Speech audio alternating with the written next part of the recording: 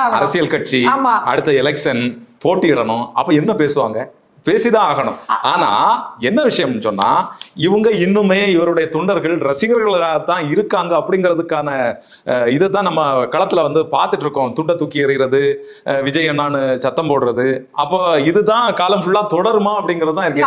காலம் பூரா தொடராது. அது அவருக்கு விஜய்க்கு தெரிஞ்சிருக்கு. அதாவது இப்ப இன்னைக்கு வந்தார்ல, இதே மாதிரி தொடர்ந்து ஒரு 10 நாள் வந்தாருன்னா இந்த கிரேஸ் இருக்காது. அது விஜய் அவர்களுக்கே நல்லா தெரிஞ்சிருந்தால்தான் லீவ் விடும்போது, அதாவது ஸ்கூலு காலேஜ் எல்லாம் லீவ் விடுவாங்க. சனிக்கிழமை வெள்ளிக்கிழமை நைட் ஆரம்பிப்பாங்க, சனிக்கிழமை ஃபுல்லா ஆவுன்னு கத்துவாங்க, சண்டே ஃபுல்லா ரெஸ்ட் எடுப்பாங்க. அடுத்த நாள் ஸ்கூலுக்கும் காலேஜுக்கும் கிளம்பி. இது மக்களுக்காக வேலை செய்யறாரு அவரு. எத்தனை மக்கள் சனிக்கிழமை வந்தாச்சுன்னு சொன்னா யாருக்கும் தொந்தரவு இல்லாம மக்களை சந்திச்சு இங்க இருக்கக்கூடிய ஆட்சியாளர்களுடைய குறைபாடுகளை இன்னைக்கு வீடியோ நீங்க பாத்துருந்தா தெரியும். இதுல இருந்து ஒண்ணு மட்டும் நமக்கு ரொம்ப தெளிவா என்ன தெரியுது அப்படின்னு பாத்தீங்கன்னா, இந்த தாவேகா கட்சி சில பாயிண்ட்களை புடிச்சு வச்சிருக்காங்க. ஒண்ணு, திமுகவை அடிச்சு பேசணும். ஏன்னா இப்ப அவங்க ஆளுங்கட்சி, அவங்களை அடிச்சு பேசினா நம்ம ஒரு மிகப்பெரிய கட்சியா மக்களுக்கு தெரியும், திமுக வெர்சஸ் தாவேகான்னு மாறலாம் அப்படின்ற ஒரு எண்ணத்துல அவங்க திமுகவை அடிச்சுட்டு இருக்காங்க.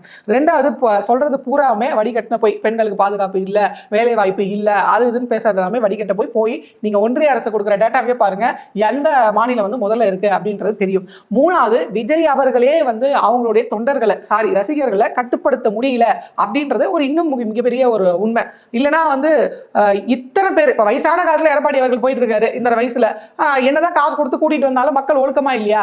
உங்களுடைய ரசிகர்கள் விஜய் அவர்களை பார்க்கணும். ஏன்னா மைக்கு வேலை செய்யல, அவர் என்ன பேசுறாருன்னு தெரியல, இருந்தாலும் கத்துறாரு. அது வந்து ஒரு மாற்றத்துக்கான வெளிப்பாடு. எப்படியாவது தமிழ்நாட்டை மாற்றணும் அப்படிக்கான வெளிப்பாடுன்னு கூட நீங்க பார்க்கலாம். தன் தலைவர் என்ன பேசுறாருன்னே தெரியாம மாற்றத்துக்கு கொண்டு வந்துருவீங்களா? அப்ப உங்க தலைவர் என்ன பேசினாரு இன்னைக்கு?